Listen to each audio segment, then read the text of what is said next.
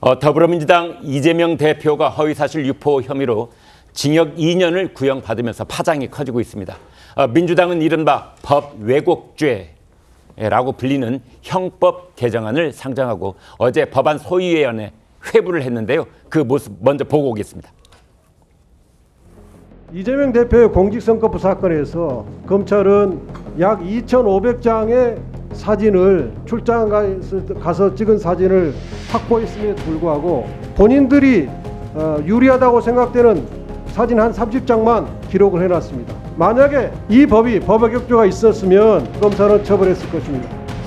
법이 이재명 당대표가 지금 기소되고 재판받고 하니까 이재명 대표의 사법 리스크에 대한 방탄국회를 위해 가지고 수사기관 무고죄, 그다음에 법 왜곡죄 이렇게 해가지고 지금 발의된 법안 아닙니까? 그러니까 이재명 당대표를 기소한 검사 그리고 그에 대해서 유죄 선고를 할 판사에 대해서 법원과 검찰을 겁박하겠다 하는 취지로 만든 법들이에요. 네, 성치훈 의장께요. 그런데 법안 내용을 보니까 10년 이하 징역까지 처할 수 있도록 되어 있어요. 상당히 중죄 취급을 하고 있는데 이제 이걸 그 법을 왜곡했다고 했을 때 그 판단을 누가 하느냐 이 문제 아니겠어요? 결국은 지금 이제 국민의힘 쪽에서는 이게 이재명 대표를 방탄하려고 하는 짓 아니냐 지금 이러고 있어요. 어떻게 보세요? 이 법에서 이재명이라는 단어를 빼고 좀 봤으면 좋겠는데 이게 어렵다는 거 압니다. 네. 이 법의 그럼 취지가 무엇인가?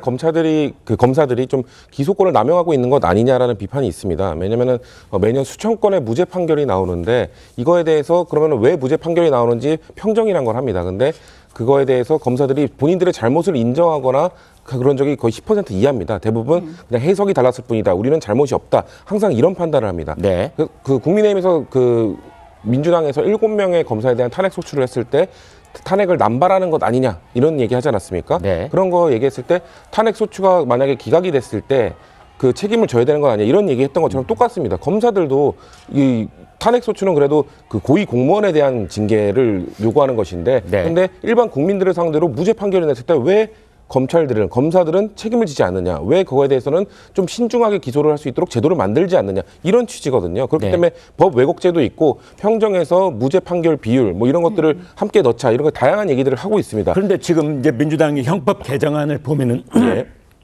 죄송합니다.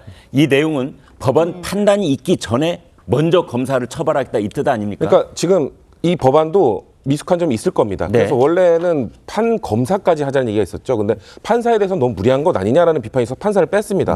그러면은 말씀하신 것처럼 검사에 대해서도 판결 전에 너무 그건 무리한 것 아니냐면 법안을 좀 그 수정해 가면 전 된다고 생각합니다. 근데 항상 뭐가 모든 법에 대해서 이재명이라는 단어를 끼고 보니까 방탄 아니냐 이러면서 법에 대해서 지금 제가 말씀드린 근본 취지는 그럼 검사들이 무수한 기소를 어떻게 좀 막을 것인가, 신중할 수 있도록 취지를 어떻게 바꿀 것인가. 전 그런 논의는 언제든 열려 있다고 생각하거든요. 근데 그런 취지로 접근하는 것이 아니라 국민의힘은 항상 방탄용 아니냐 하면서 그냥 대화를 거절해 버리니까 법안의 이런 본 취지를 얘기를 못 하고 방탄이냐 아니냐로 이 논쟁만 가고 결국 이 개선을 못하고 끝나버리거든요. 그렇기 때문에 이재명이라는 단어를 빼고 생각하기는 어려우나 좀 이 법의 근본적 취지에 대해서 좀 고민을 같이 해봤으면 좋겠다. 이런 말씀 드리고 싶습니다. 박영찬 위원장님요. 네.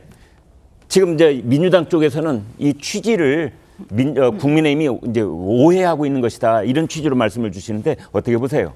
우선 그 본질적인 측면에서 이 법 왜곡죄라는 표현, 네이밍 자체가 문제가 있다. 우리가 왜곡이란 단어는 역사 왜곡이란 단어는 어울릴 수는 있겠지만 이 사법 체계에 왜곡이란 단어를 이렇게 접목시키는 건 적절치 않다. 지나치게 추상적이다. 그리고 분명하지가 않다. 따라서 그 죄형 법정주의, 명확성의 원칙에 완전히 위배되고요. 그리고 또 하나 심각한 문제가 이 법 왜곡죄가 악용될 소지가 너무 크다는 것이죠. 지금 정권이 바뀔 때마다 이제 그 전 정권에서 처리한 사건들, 재판들 다 이렇게 뒤집지 않습니까?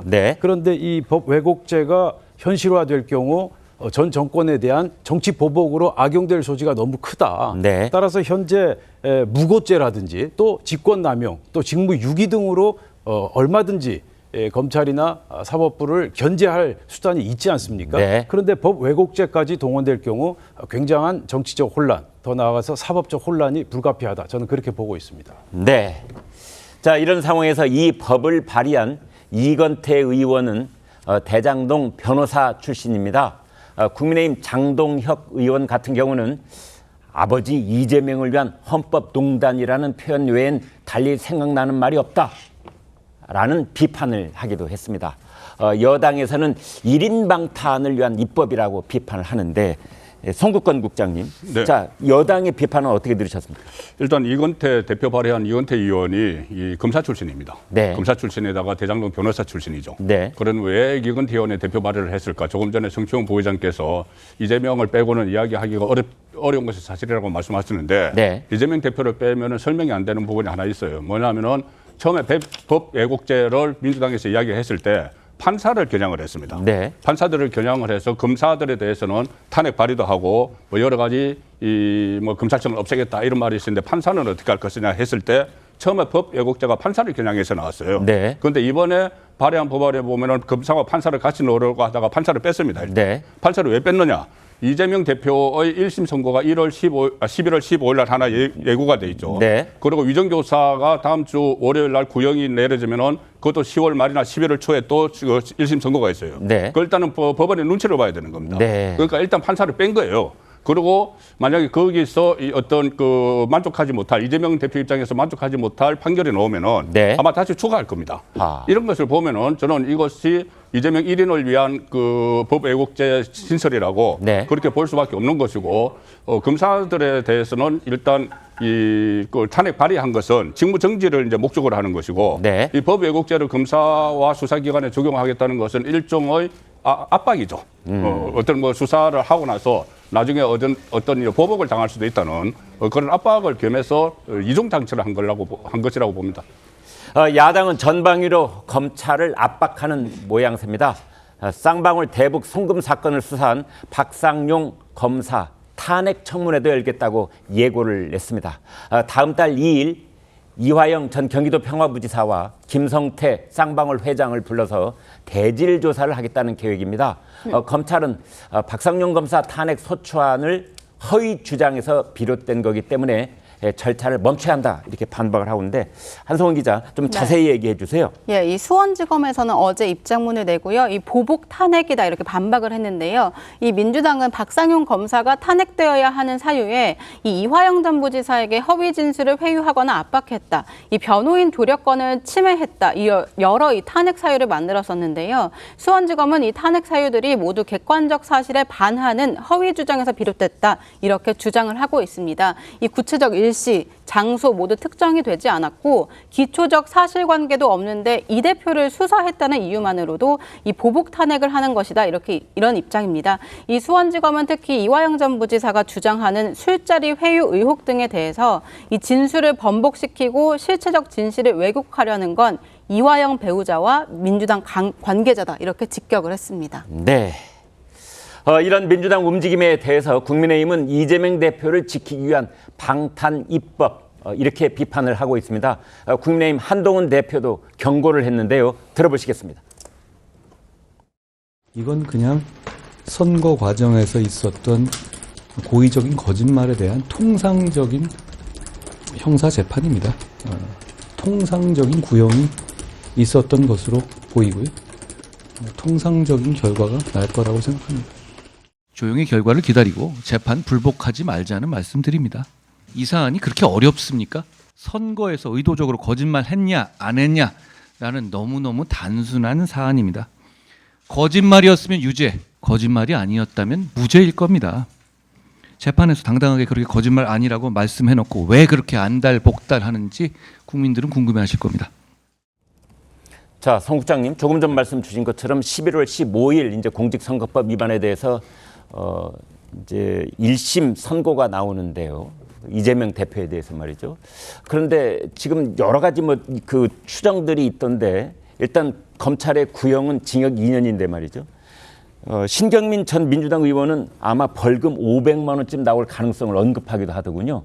어떻게 예상하세요? 저도 이렇게 법조인들에게 물어보니까 네. 벌금이 높은 벌금, 그 100만 원 이상 네. 벌금 아니면은 징역형이면 한 1년에 집행유예가 나올 수가 있다. 이 정도로 예상들을 하던데. 집유 아니면 벌금. 예, 네. 그렇게 예상들을 하던데 저도 그 가능성이 있다고 보는 게 저는 두 가지 이유가 있다고 봅니다. 하나는 사실 이 첫 재판, 첫 선고잖아요. 네. 엄청난 부담감을 느낄 거예요. 선거법 그 관련해서니까. 네. 이게 또 이재명 대표가 모든 것이 박탈될 뿐만 아니라 100만 원 이상이 대법원 확정되면은 민주당이 434억 원을 물어내야 돼요. 네. 알아내야 됩니다. 네. 민주당 엄청난 부담이죠. 네. 그러면 판사 입장에서도 심리적 압박을 느낄 수밖에 없어요. 네. 그런데 이 구형이 징역 2년이 나왔기 때문에 네. 오히려 판사들 세 사람의 판사지 않습니까? 네. 아마 판사들이 그런 어떤 압박에서 좀 벗어났다고 봅니다. 아, 그런 측면이 있군요. 네, 구역이 예를 들어서 네. 뭐 벌금 한 300만 원이나 나왔으면은 예. 100만 원 그 미만으로 이제 할 수도 있고 네. 그렇게 좀 그렇게 본인들이 좌표가 찍혀서 나중에 괴롭힘을 당할 수가 있잖아요. 네. 그래서 그렇게 좀 100만 원 이하로도 미만으로도 할 수가 있는데 징역형 2년이 나왔기 때문에 네. 이런 검찰이 2년이나 그 최고형이거든요. 양형 기준표상 최고거든요. 그러면 양형 기준표상 기준까지는 판사들이 할 수 있다고 봐요. 기준이 10개월 이상, 징역 10개월 이상 아니면은 벌금이 300만 원 이상이거든요. 네. 벌금 300만 원 정도는 기준까지는 갈 수 있다고 봐요. 검찰이 최고로 했기 때문에. 네. 그렇다면은 판사들이 좀 압박에서 벗어났다 이런 생각이 들고 또 하나는 이게 합의부지 않습니까? 네. 합의부가 전에처럼 부장판사, 재판장 밑에 기수별로 쫙 해서 이렇게 부장판사가 거의 뭐 독단적으로 하는 게 아니고 네. 최근에는 이 두 사람의 배석 판사도 보니까는 두 사람 다 한 사람은 이제 여성 판사고 네. 한 사람은 사시 출신인데 두 사람 다 법적 경력이 10년 이상이 있어요. 예. 변호사 이쪽에서. 네. 그래서 부장판사 혼자 하는 게 아니고 세 사람이 거의 합의에 의해서 말 그대로 합의에 의해서 하니까 네. 이것은 또 거기다가 검찰이 구형돼 있기 때문에 100만 원 이상이 나올 가능성이 상당히 높다. 그렇게 보고 있죠. 자, 그렇다면 성 의장님, 야당 쪽에서는 어떻게 예상하십니까?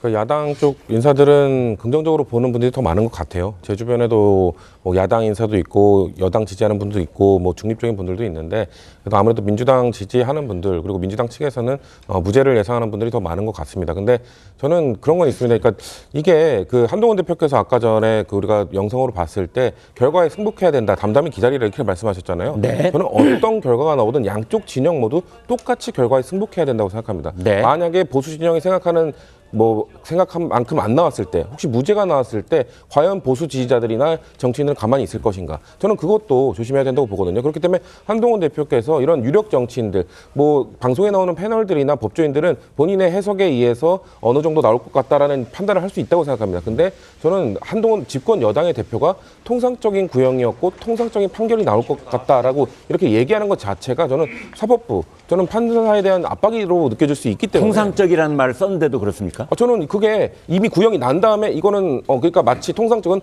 제대로 정상적인 구형이 나왔다라는 가치 판단이 들어간 걸로 좀 느껴지거든요. 네. 그렇기 때문에 가치 판단이 들어간 결과를 기대한다라는 뉘앙스로 들릴 수 있기 때문에 네. 발언에 좀 신중을 기해야 된다. 왜냐면은 저는 야당도 마찬가지입니다. 만약에 유죄가 나왔을 때 혹시나 강성 지지층이나 이런 분들이 판사에 대한 비판을 하거나 그러면은 저는 제 입장에서는 전 그걸 지향해야 된다고 말을 할 것이고 네. 정치인들은 그런 역할을 해야 된다고 생각하거든요. 근데 그런 평가를 최대한 지향하고 지지층이 동요하지 않도록 해야 되는 그건 여야 할 것 없이 워낙 지금 초미의 관심사가 집중되어 있는 재판이기 때문에 저는 진영에 상관없이 최대한 그냥 결과를 그래서 한동훈 대표가 말한 조용히 기다리자 그 발언은 전 매우 적절하다고 보지만 그 뒤에 좀 야당이 느끼기에 민주당이 느끼기에는 가치 판단이 들어간 문장은 좀 앞으로는 안 해주셨으면 좋겠다는 말씀을 덧붙이고 싶습니다. 네.